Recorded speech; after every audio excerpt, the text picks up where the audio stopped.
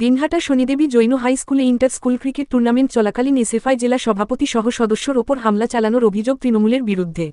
রবিবার দুপুরে দিনহাটা মহকুমা হাসপাতালে প্রাথমিক চিকিৎসা নিতে এসে অভিযোগ করেন এসএফআইয়ের কোচবিহার জেলা সভাপতি জিৎ কুমার পাল।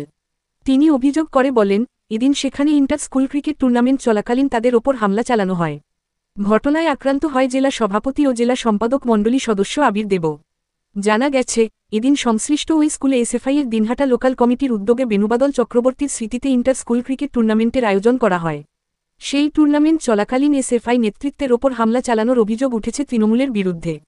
তবে সেই অভিযোগ অস্বীকার করা হয় তৃণমূলের তরফ থেকে। আমরা যা শুনতে পেলাম যে দিনহাটা শনিদেবী জৈন হাই স্কুলে এসএফআই দিনহাটা লোকাল কমিটির উদ্যোগে বেণুবাদল চক্রবর্তীর স্মৃতি ইন্টার স্কুল ক্রিকেট টুর্নামেন্ট চলছিল। সেই সময় একদল তৃণমূলীরা তারা হামলা চালায় এবং হামলা চালিয়ে আমাদের নেতৃত্বদেরকে বের করে দেয়, ছাত্র নেতৃত্বদেরকে।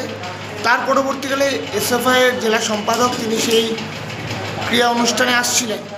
আসবার পথেই তাকে প্রথমে সেখানে হামলা করা হয়, তারপর ঝুলিপাড়া রোডে তার উপরে অতর্কিতে হামলা চালানো হয়। এই ঘটনায় আমরা তীব্র ধিক্কার এবং নিন্দা জানাচ্ছি। তৃণমূল কংগ্রেস এমন একটা রাজনৈতিক দল যাদের কোনো রাজনীতি নেই, কোনো ইস্যু নিয়ে তাদের কোনো কথা নেই। একটা 4 বছর ধরে এই আন্তঃ স্কুল ক্রিকেট টুর্নামেন্ট চলছে, যেখানে স্কুল পড়ুয়ারা সেখানে ক্রীড়া প্রতিযোগিতায় অংশগ্রহণ করছে।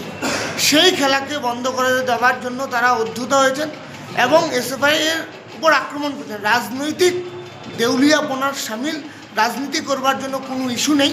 তৃণমূল গোষ্ঠীবাজিতে নিমজ্জিত। দিনহাটা তৃণমূল ছাত্র পরিষদ দুটি গ্রুপে ভাগ হয়ে দিনহাটা কলেজে দুইবার, আপনারা গতকাল সংবাদ মাধ্যম দেখেছেন, দুবার দিনহাটা কলেজে মিছিল করেছে। কারা করেছে, কী জন্য করেছে, সবই আপনারা জানেন। তৃণমূল কংগ্রেসে কে হিরো হবে, কে মিডিয়ার সার্ফেসে ভেসে থাকার জন্য এ ধরনের আক্রমণ করছে। আক্রমণের প্রতিরোধ থেকে প্রত্যাঘাত সবই হবে, শুধু সময়ের অপেক্ষা।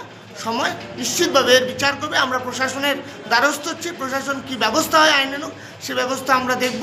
আমরা ব্যবস্থার উপরে আস্থা রাখতে চাই, কিন্তু এরকম আক্রমণ করলে প্রত্যেক কমরেডের নিজস্ব অধিকার আছে আত্মরক্ষা করা। আমরা কমরেডদেরকে বলবো, সাধারণ মানুষকে বলবো, তৃণমূলের এই জুমলাবাজ বাহিনীর বিরুদ্ধে প্রতিবাদ এবং প্রতিরোধ গড়ে তুলবে। যেমন কাজ করবে তেমন ফল হবে। কি বলে, একেবারে লন্ডনে চলে গেছেন মুখ্যমন্ত্রী দিদি, তাকে সম্মানের সাথে ডাকা হয়েছে। সেখানে অসম্মানিত করার জন্য একদল এসএফআইয়ের লোক তারা তাকে অসম্মানিত করার চেষ্টা করলো, বাংলাকে অসম্মানিত করার চেষ্টা করলো। আমরা যারা বাংলার মানুষ তারা আমরা সাংঘাতিক এই বিষয়টাকে আমরা একেবারে ভালোভাবে নিই। এবং শুধু আমরা নই, যারা মমতা বন্দ্যোপাধ্যায়ের দল করেন না, মমতা বন্দ্যোপাধ্যায়কে ভালোবাসেন, মমতা বন্দ্যোপাধ্যায়কে সম্মান করেন, তারাও সাংঘাতিক ক্ষুব্ধ।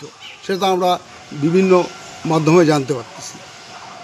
প্রশ্ন হলো যে সাধারণ মানুষ ক্ষুব্ধ হয়ে এটা করবেই।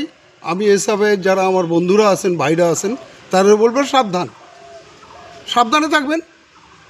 খারাপ কাজ করবেন, শান্তিতে ঘুরে বেড়াবেন, অশান্তি লাগানোর চেষ্টা করবেন, আর আমরা সারা বাংলা অশান্ত করবেন, আর আমরা চুপ করে বসে থাকবো, সাধারণ মানুষ চুপ করে বসে থাকবে, ছাত্ররা চুপ করে বসে থাকবে, এটা আর হবে না।